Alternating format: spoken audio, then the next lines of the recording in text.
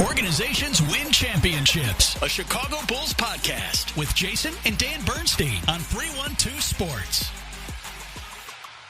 Well, you wait long enough, and finally you get what you've been asking for years, and that is, albeit late, Arturas Karnisovas and the Chicago Bulls have embraced a full-on rebuild, including what appears to be a tank for this year and this year's draft. This is episode 130 of Organizations Win Championships, a Chicago Bulls and NBA podcast here on 312 Sports.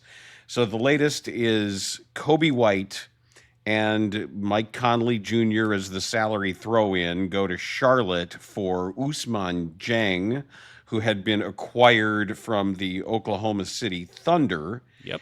And he comes back to the Bulls with another second-round pick.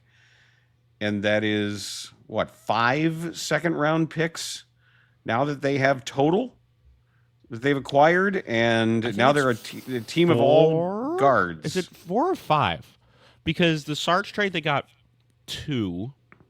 No, I should mention, 5. by the way, it's Collin Sexton, Dieng, and 3 second-rounders. So it is. So 3 from that one. Didn't they get 2 in the Sarge one? Yep. And then the swap. So then that's 5. Total. It's a total of 5 added. However, that one from the, as we talked about yesterday, the one from Boston / is the New Orleans one. Correct. So I'm almost giving myself or saying that's a first-round equivalent in some ways. Why did Coby White play last night? I cannot get past this. Yeah, it's really stupid. I can't get past this. How did they let him play last night? Yeah. Somebody's got to explain that to me. I mean, I know we talked to Casey Johnson on DBU earlier today, and he talked about the competitive integrity. Mm-hmm. And the competitive integrity is one thing, but allowing an obvious trade asset in the middle of the deadline fever to risk injury is inexcusable. You could have lost that game by 20 points without him playing. Yeah, I mean, it was really stupid. It was really stupid. I don't understand that at all. I don't understand what's going to happen from here. Oh, I do. I don't I think they'll make more trades, right?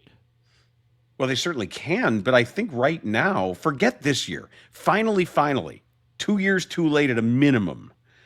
They're doing a passive tank. I mean, this looks like they say, Billy, go ahead and play what you got left, but they're going to be in the lottery. It's even then. It still annoys me that they don't have any size. Forget this year. Forget it. It doesn't matter. They're finally tanking. This agree, roster but is only designed to lose. But the thing is that why don't you add somebody that wouldn't affect how you win right now and could ultimately help you tank? But you get somebody that for the future could be a solid player, i.e. Yves Missi. And who knows? They might still. We could finish this up. We could get to the end of this show and Yves Missi could end up being a Bull. I usually turn my phone on Do Not Disturb. I am still going to be looking at this. Good. And just because I feel like I have to. This has been such a weird deadline. And I've been talking about it with my roommate, who is a very smart NBA mind. Mm-hmm. And none of us can understand, and neither of us can understand what in God's name is Washington doing. Oh, that I don't get. I don't know why you're trying. It's one of the best draft classes we've seen in a long time. Well, at the top. Last month you trade for Trae Young, and now you trade for Anthony Davis, and you give away 3 firsts. Or 2 firsts, sorry, because the Triple J trade, Jaren Jackson was 3 firsts. I don't know. And how you think that Trae Young and AD is all of a sudden something to catapult you into contention? Right. They have some decent pieces. I like Trey Johnson a lot. They're the 6th overall pick from last season. I like Koulibaly, but AD is hurt right now. And it makes less sense than AD going to the Bulls earlier this season. when they were 6-1, when that was really swirling. That made more sense at the time than this does right now, in my opinion. Well, I'm not worried about them. I'm much more concerned with what the Bulls are doing, and it just seems out of character for Karnisovas, who previously has shown no inclination whatsoever to value second-round picks, value any draft capital, really. It's just amazing that because they did this late, if you look at the unloading, the unwinding of DeRozan, Lonzo, Levine, Caruso, Vooch. Well, Caruso, at least he got something for. Yeah, I agree with that, but no draft capital. Correct. And now you don't have a single first-round pick, and that is almost entirely a function of waiting too long. Yeah. As far as I can tell. I mean, I don't know what he was offered. And also, the deadline isn't over. Or the deadline has not been passed. Right. So I doubt they're going to trade Io at this point. Why? Because I thought it was going to be a Coby or Io situation that looked more like Coby, and they love Io. I still think that even though I don't know, yeah, they might trade Io. I don't think they will, but they might. That's a guy I believe they can get a first-round pick out of right now. With how he's been playing, I think some team that is contending would be willing to give up a future first. It just shows you, though, what you got for Coby White at this stage. Obviously coming off an injury, and as we had said before, it is not without risk that this guy's been having calf issues. You're saying Ivy or White? White. Yeah. Somebody who has already had at least one serious injury and then has also had lingering calf issues. To go on a team with LaMelo Ball, who is also glass. Well, he's also not a serious basketball player. And I think now that you have, he's not the best player on that team now that they have Knipple. Now that they have a real player. Did you see what he and Flag did? Yeah, I did. Of course I did. Man. Yeah. Cooper Flag has, I haven't heard much about him this season in general, just because of all of these rumors and the whole Giannis thing. And also, I'm not that focused on the Mavericks. I'm focused on the Bulls, and for sure I'll be focused on the Pelicans a little bit. And he's just flown under the radar. But dude's a baller. Dude is a baller. He was supposed to be in this draft class.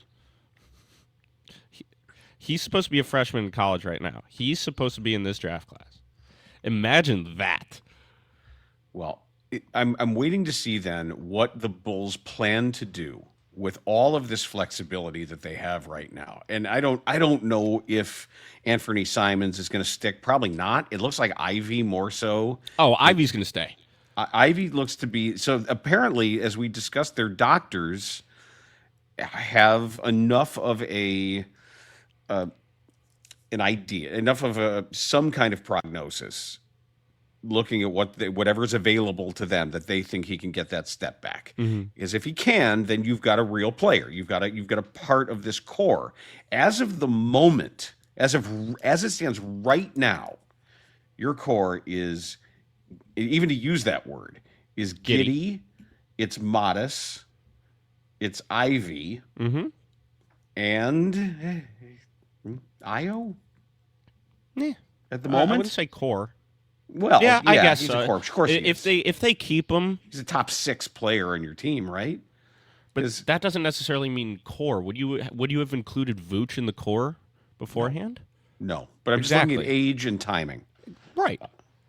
Io came out as a junior in 2021. He's not. No, he's 27. Io Dosunmu.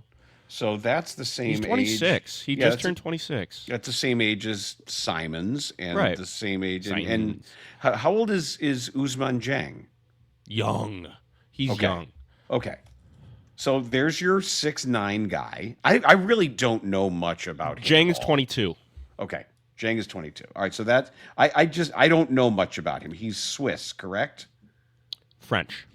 I thought he was French Swiss. I might argue with you on that. He's French. All right. I thought he was Swiss. I looked it up just now.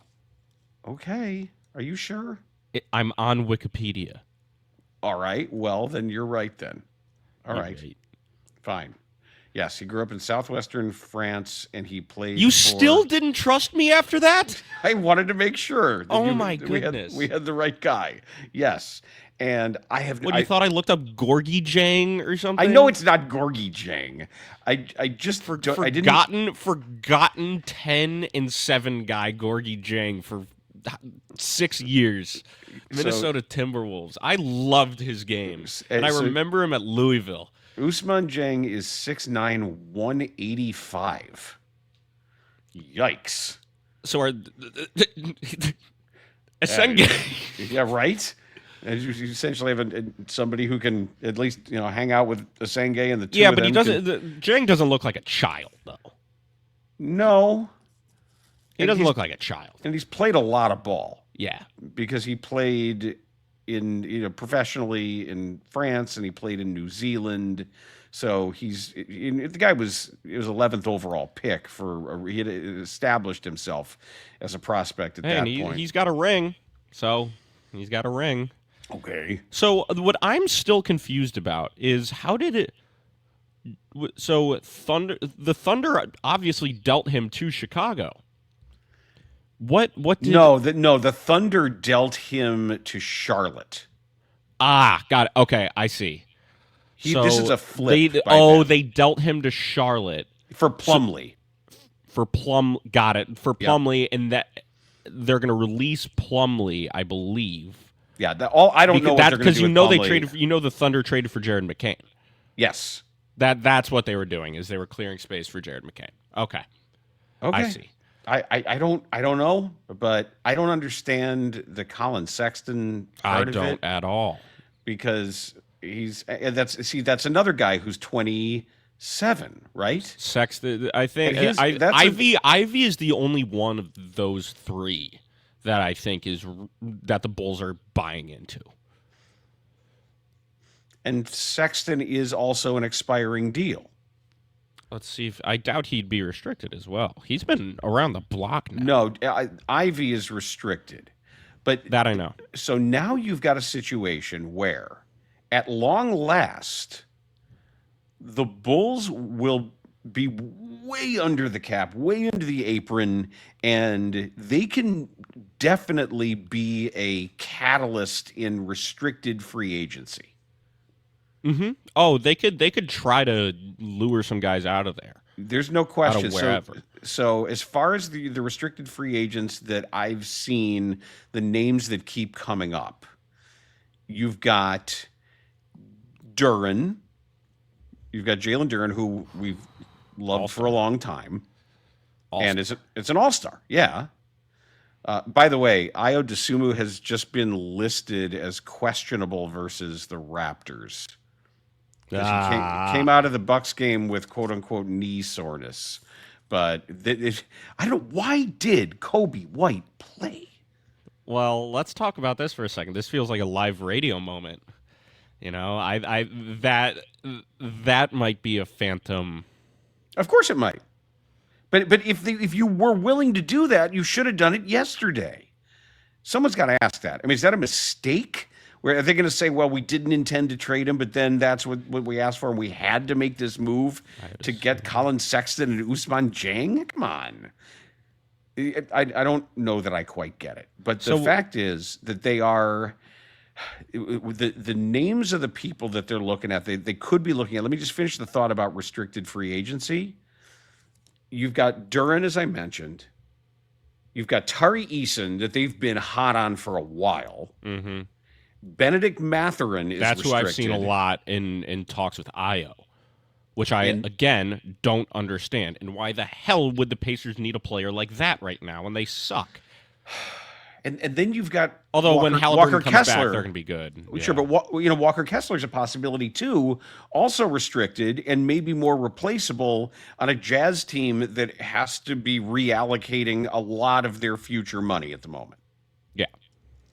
So it's just a really wild deadline right now. And we haven't even touched on Harden to Cleveland. That's a panic deal for both teams. Yep. I read that deal as, well, what the hell? We might as well just Apparently Mitchell wanted Harden.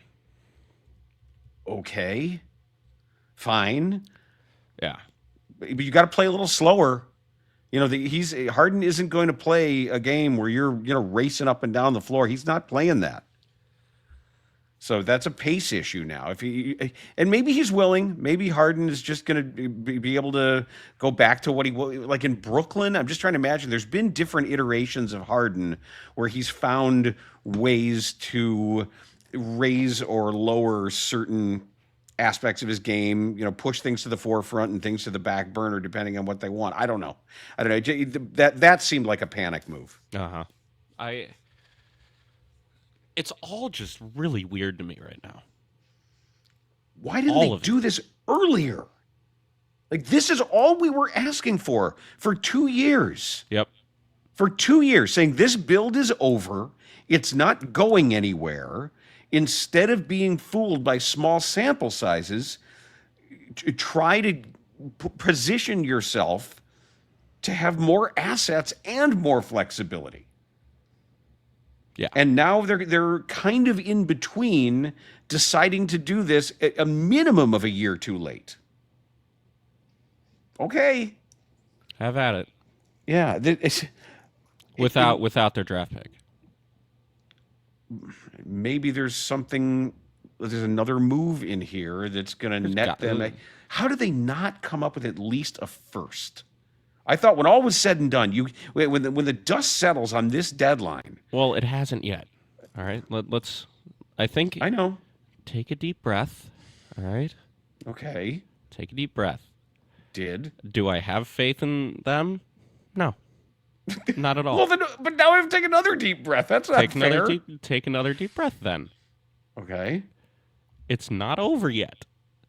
Let's just pray to basketball Jesus that now that the Bears season is over, the Bulls can have a cardiac Bulls trade deadline approach. We're just at the very end. Very end, they make some wild move to get a first-round pick or something. I don't know. I don't know who they give up. I don't know why they're loading up on so many guards. I don't know what in the fuck they're doing. Well, but let's just let it ride. They're trying to take, but let's let it ride. Just let it ride. Let's not doom spiral right now. I'm not. I actually was confident that they were going to do something. And I wasn't. So they surpassed my very low expectations. So I can sit here and talk to you like this and be, I don't want to say content, but relieved that they did something. Okay? Yeah, you're being kind of zen. I am. I promise you I did not smoke the devil's lettuce before this.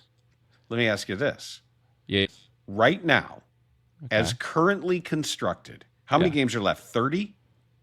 They are, what's their record? 24 and flurb. Okay. They are 24 and flurb. Are they closer to winning a championship right now than they were 48 hours ago?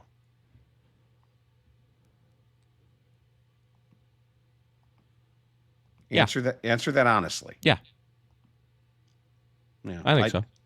I don't think that's really all that difficult. No. I think getting rid of Vooch was huge. I think that just the fact that they've really opened up a lot of money is massive. Money's money. Mm-hmm. And money, yes. And Josh Giddey is on a team-friendly contract, and Modest Buzelis is still on a rookie deal right now. Mm-hmm. Jaden Ivey, I don't think is going to demand $25 million a year. And neither would Simons if they wanted to re-sign him. He's Simons making is that now. 27 right now. Yeah, he's making it now. I don't know if I don't know what he would get going forward.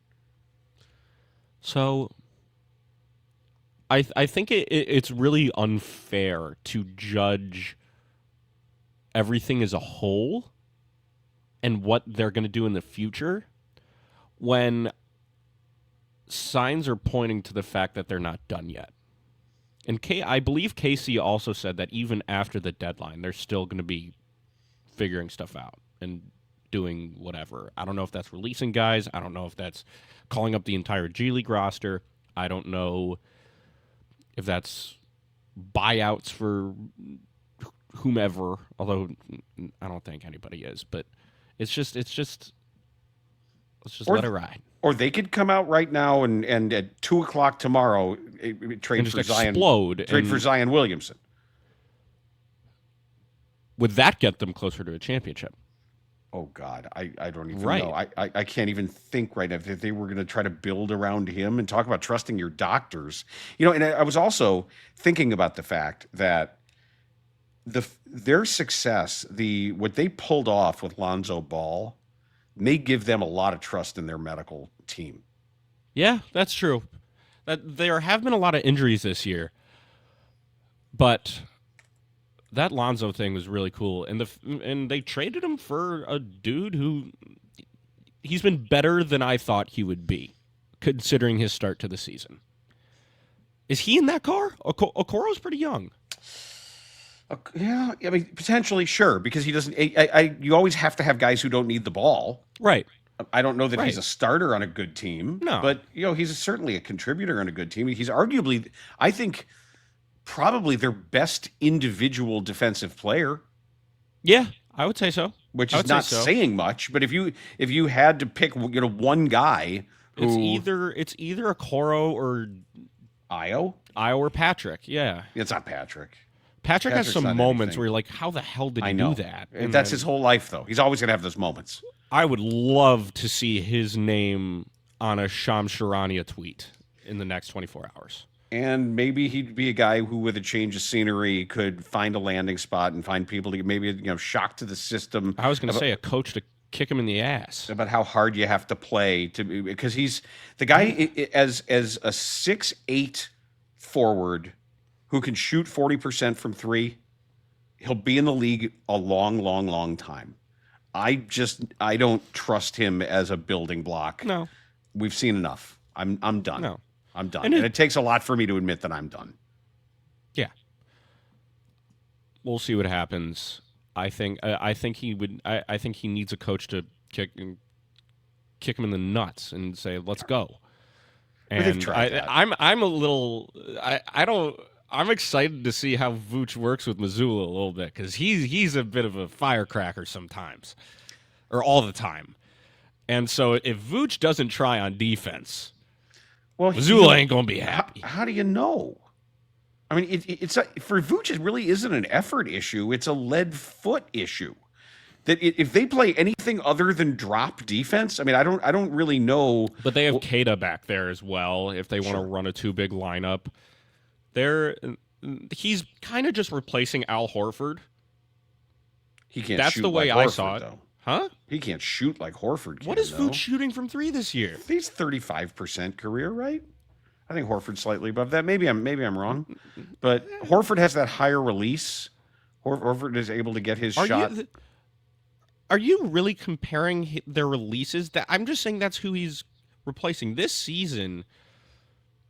Vooch is 38% from three, and last year he was 40. Okay, dude, that's a real ass player right there. Well, we know exactly what Vooch is at this stage. And the other thing about Vooch, and we should say that his 6 years, the number of minutes that he played. He's a trooper. Yeah, the availability. Just the fact that he was always there. Always there. And Casey Johnson was just saying, he was telling us this morning that even when he wouldn't sit for a rest in a 4 games in 5 nights, he wouldn't sit without a fight. That he desperately wanted to play and tried to lobby to play, even though they wanted him to sit. And that's got a lot. That's worth a lot in the NBA now. Having somebody with his pedigree that's just willing to always go for you every night is something. And I promise you, for Boston, there will be at least one playoff game that he is a major contributor in a victory. You think? Yep, at least one. At least one. They'll say that was the game we're really glad we traded for. I see him fitting well there, because he's not going to be asked to do too much. He's going to be asked to space the floor, get some rebounds, and if you need a bucket in the post, a little pick and roll action, or even just a back down if you haven't made a few shots in a row, he can do that for you. When you have players like Jaylen Brown, who's had a ridiculous season up to this point, Peyton Pritchard, Sam Hauser, Keita, help me out here. Do you have Derek White? Thank you. God. Derek White, Tatum next season, unless he comes back during the playoffs. You know? So he's not going to be asked to do a lot. And it's good for him. I'm happy for him. He deserves it. As much as we are annoyed by him as Bulls fans, it's a good player. Yeah. He's a good player. I would also like to know. I'm so excited to not have to watch him on defense.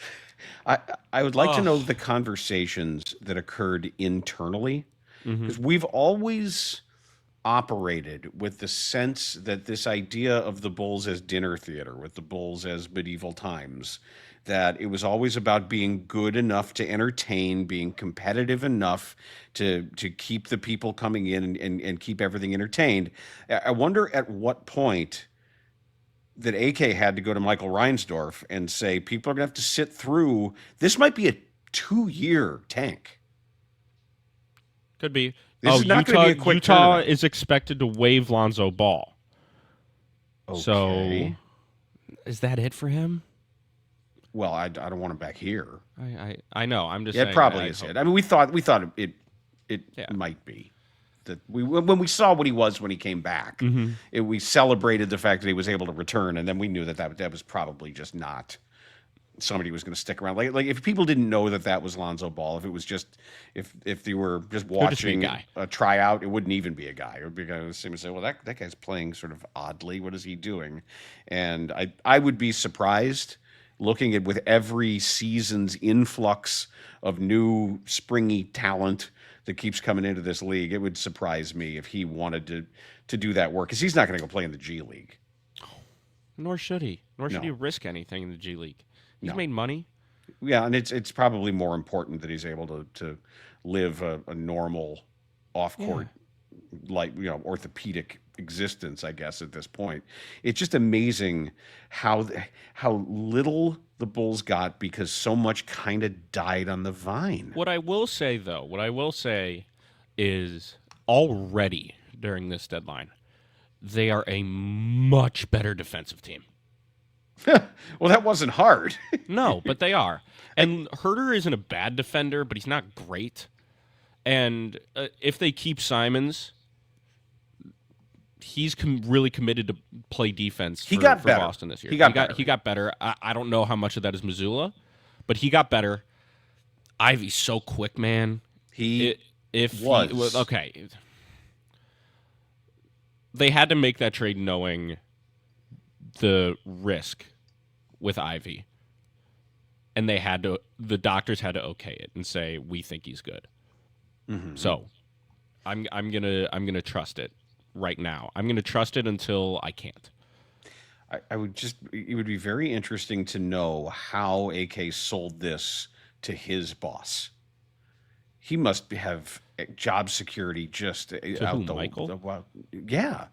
Michael for him, after all this, after it's been 6 years, and now they're rebuilding. Now they realize, well, they finally realized that the DeMar and Zach thing, it was a waste. It was a waste of 6 years.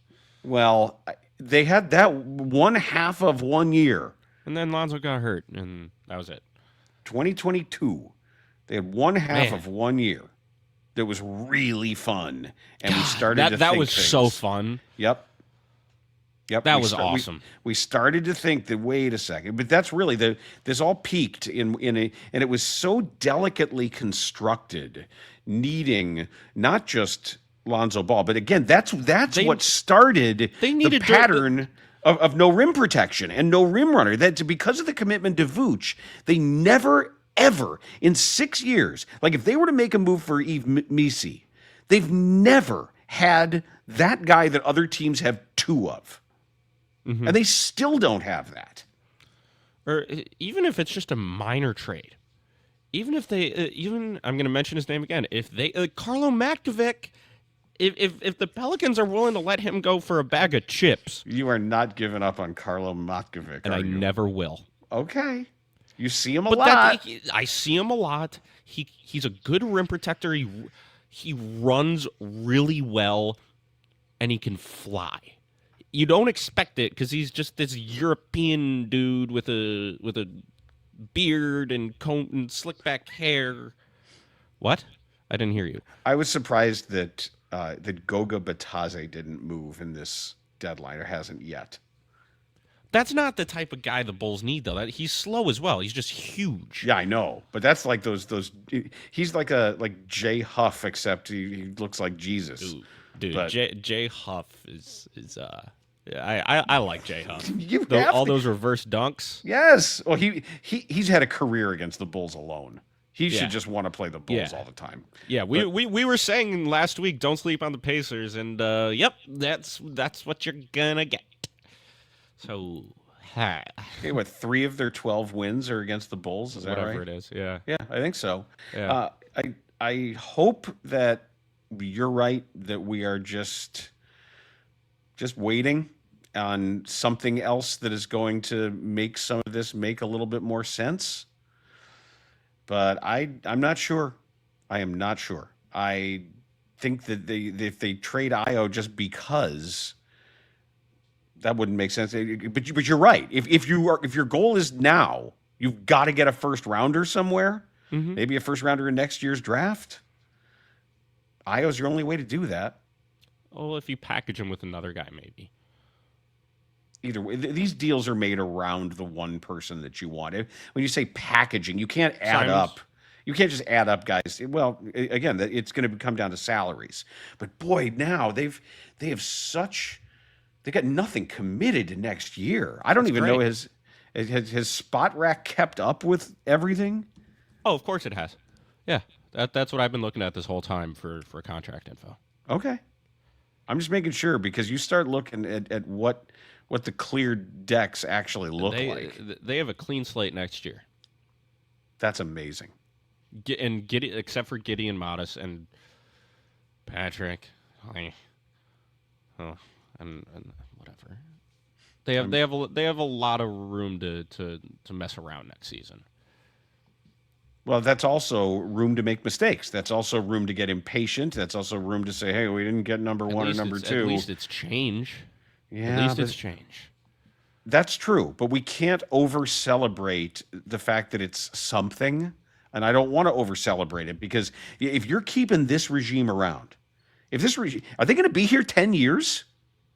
How long are you going to give them? How long is AK going to get without producing anything here? This has got to be his last build, right? Yeah. It has to be. If he's allowed to tear this down and see through another rebuild, if you're not seeing signs a couple of years in here, if there isn't a better articulation of the plan, right? And that's what we got to hear. And I think part of it is he would have to really get lucky with Modis. I think Modis could make or break his job if we're saying that this is his last rebuild. If Modis isn't an all-star or a 23-8 guy, someone that is really great contributor and a high-level starter, I think you could kiss AK goodbye after a couple of years. He better be a poor man's Flag. Better be at the least. At the very, very least, that's what he should be. Yeah, I am. Because Cooper Flag's already better than he is. Are you kidding? Have you seen his numbers this year? Are you kidding? I'm looking at the 26-27 Bulls on Spot Rack as it stands. Yeah, but you've got. I don't. This is 20. No, it's 25-26. It hasn't even. Spot Rack is slow because everybody's all over it right now. Because at the moment, as of today, guess who the biggest cap hit is on the current Chicago Bulls? Anthony Simons. Yes. It's Simons at nearly 28, and then it's Giddey. Mm-hmm.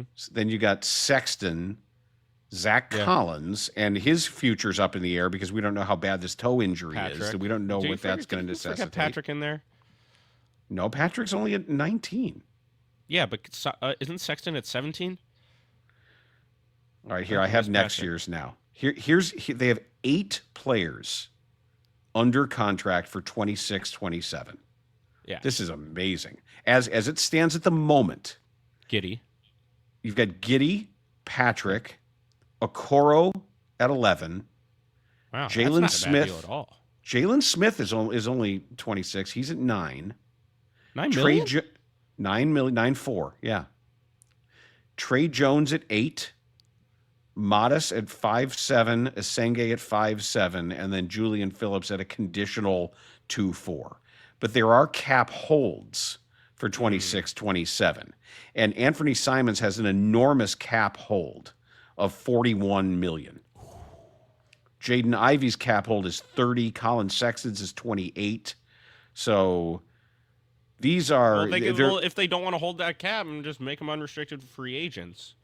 The thing that they would have to do for Ivy is they would just have to hold on to that $30 million, and he would still be restricted. Because if they renounce his rights, then, Right. Well, that would change with however they would structure the new deal. Exactly. That would necessarily... They would either have to renounce their rights or hold their cap. That's just the way it is. But as of 26-27... They could also make those decisions in free agency. So you never really know. Right. And it's... I only know all of this stuff because I've done way too many NBA 2K rebuilds. No, but that's why you're here, man. Because I understand that but they have to have figured some of this stuff out, and they would have to be looking at rating some of these restricted free agent possibilities for next year. I will say this: I don't think AK is bad at evaluating contracts. You look at what I know the Patrick contract, it's a little much, but $19 million for a guy who's going to shoot 40%. He can't play. Come play. On. But okay, fine. He can't play. Whiffed on that one. That Giddey contract is looking like a win right now. The Giddey and that's helping him whatever they do right now. If and you $8 million for Trey Jones, $11 million for Okoro. He didn't do the Okoro contract, but $9 million for Jalen Smith. With the way he's been playing like an $18 million a year player. Yeah, recently. All right. Well, I'm just concerned that something that happens in the next 24 hours or 22 hours. In just next 10 minutes. It's going to obviate this. Oh, yeah. I'm counting for the next 10 minutes amid the next. But either way, my headline on this is a rebuild is great. Why didn't you do this earlier? Why aren't some of these second-round picks first-round picks? Why didn't you jump up into last year's draft instead of this year's draft? Granted, if you end up top 4 in this year's draft and you're talking about Boozer or Peterson or DeBonsa, and whoever who's the fourth guy is debatable, whoever you're looking at for that. But there is, I would love any of those 3. Mm-hmm.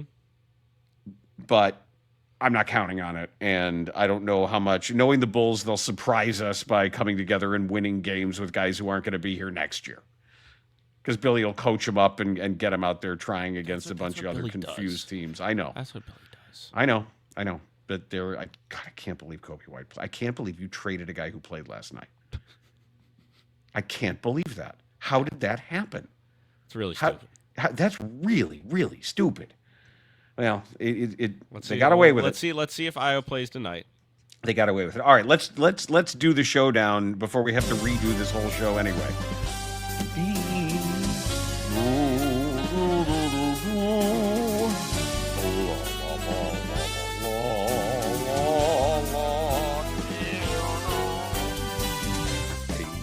Hey.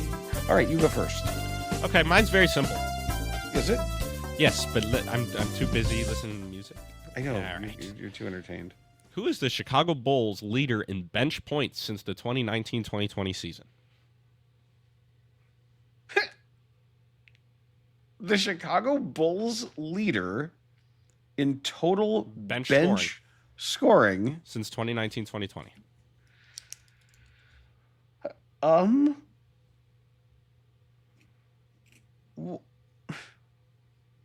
don't even know where to begin. I'm trying to think. I feel like the question was so simple that you're just like, wait, what?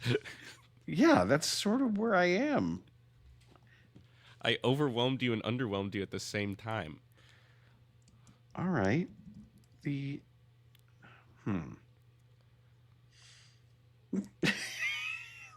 Are you serious right now? That you're like, you're panicking.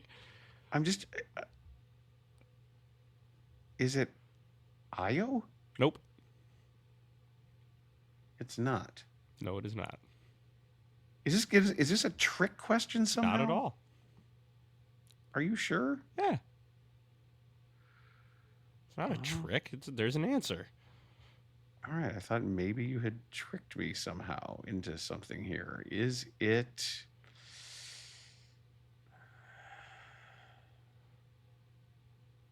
I'm trying to think of somebody who may have come off the bench. Who then did? Is it somebody who's also started? Mm-hmm.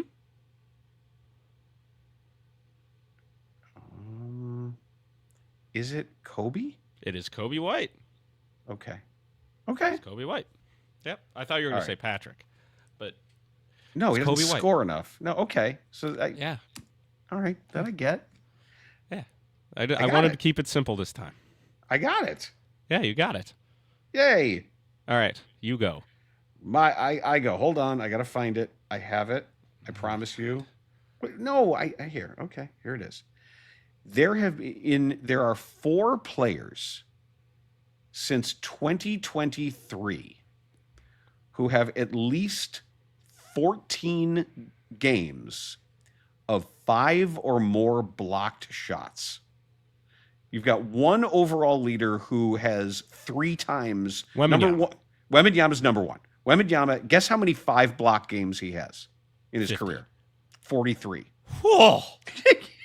He's got 43. I said that expecting like it was going to be 30. I wanted to get a reaction. I thought it was wrong, but he has Victor Wembanyama already has 43. My favorite monk. 5 block games. Yes, your favorite. Where was it, in Thailand? I don't know, but people are calling him Victor Monk Wembanyama or whatever. People are saying your favorite. All right. Now, who are the 3 other players? There's 2 guys with 15 and 1 with 14 who have had that many 5 Holmgren? block games. Who? Holmgren? No. Okay. Giannis. No. Recently traded Jaren Jackson Jr. Recently traded. No. Screw you. Brooke Lopez? No. Trying to think of just wild shot blockers. Guys that block shots a lot. Yeah, a couple of these names surprise me. Or when they do it in bulk? Big spurts in bulk. Yeah.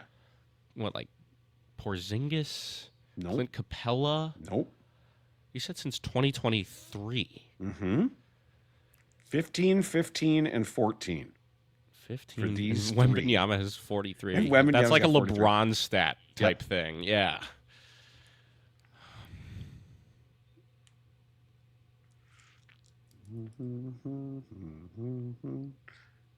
It's not Jokic. It is no. It's not Jokic. Gafford? Nope. Anthony Davis? Anthony Davis has 14. Okay. And yes. I just didn't know if he played enough games because he's always hurt. Right. So that's why I was a bit hesitant. Yeah. Oh, Gobert, right? No. Wow. Good guess. I thought that was a shoo-in. So, of course you did. Did you think so when you first saw the question? Yes. I thought there was a mistake that Gobert was not on there. It's not going to be Hartenstein. I wonder how many Jay Huff has had this year. It's not going to be Hartenstein. No, it's not Hartenstein. Khalil Ware is too young. Yep. I know Modest had 5 blocks the other night, but he hasn't had 14 of them. Derek Lively? No. Not a terrible guess. These guys, you're talking 2 really good players. One's name was already mentioned on the show today. Great. Now I have to. That might screw me up. I think just because I'll try too hard to think about. You don't have to do that. Just think about.